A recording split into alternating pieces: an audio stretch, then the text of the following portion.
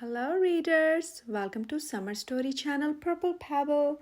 Today we are reading The Tale of Peter Rabbit by Beatrix Potter, illustrated by Michael Hogg. So let's read together.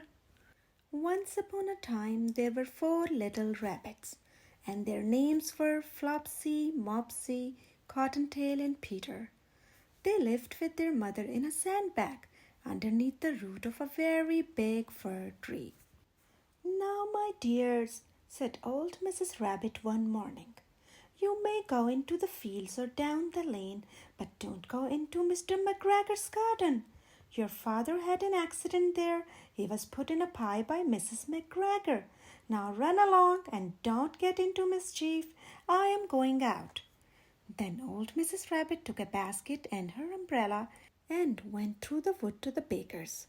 She bought a loaf of brown bread and 5 currant buns. Flopsy, Mopsy, and Cottontail, who were good little bunnies, went down the lane to gather blackberries. But Peter, who was very naughty, ran straight away to Mr. McGregor's garden and squeezed under the gate. First he ate some lettuces and some French beans, and then he ate some radishes. And then, feeling rather sick, he went to look for some parsley. But round the end of a cucumber frame, whom should he meet but Mr. McGregor? Mr. McGregor was on his hands and knees, planting out young cabbages. But he jumped up and ran after Peter, waving a rake and calling out, "Stop, thief!" Peter was most dreadfully frightened. He rushed all over the garden, for he had forgotten the way back to the gate. He lost one of his shoes among the cabbages and the other shoe amongst the potatoes. After losing them, he ran on 4 legs and went faster, so that I think he might have got away altogether if he had not unfortunately run into a gooseberry net and got caught by the large buttons on his jacket. It was a blue jacket with brass buttons, quite new. Peter gave himself up for lost and shed big tears.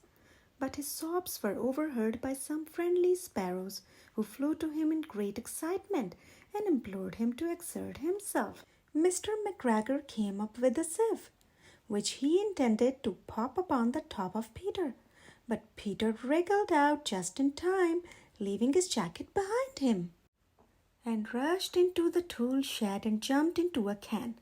It would have been a beautiful thing to hide in if it had not had so much water in it.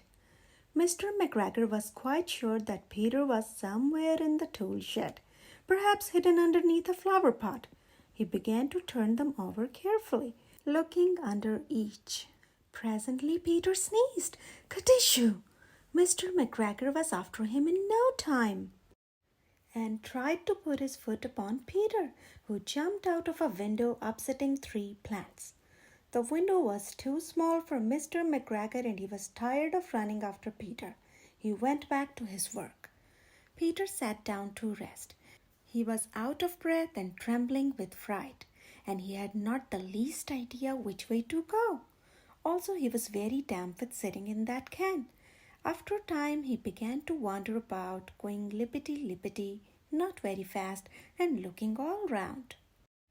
He found a door in a wall, but it was locked, and there was no room for a fat little rabbit to squeeze underneath. An old mouse was running in and out over the stone doorstep, carrying peas and beans to her family in the wood. Peter asked her the way to the gate, but she had such a large pea in her mouth that she could not answer. She only shook her head at him. Peter began to cry.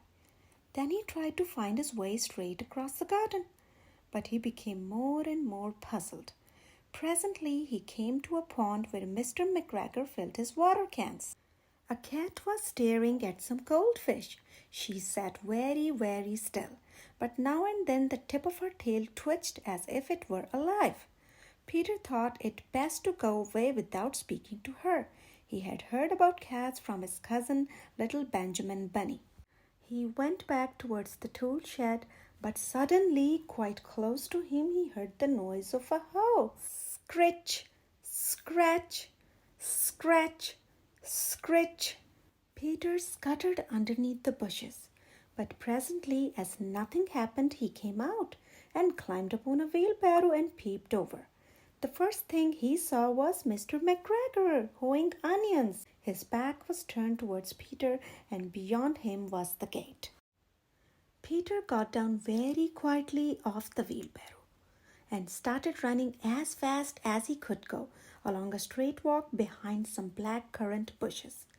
Mr. McGregor caught sight of him at the corner, but Peter didn't care. He slipped underneath the gate and was safe at last in the wood outside the garden.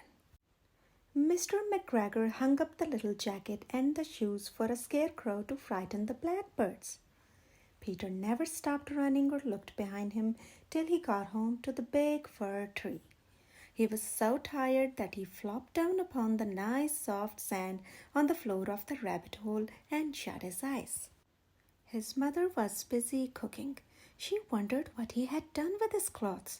It was the second little jacket and pair of shoes that Peter had lost in a fortnight.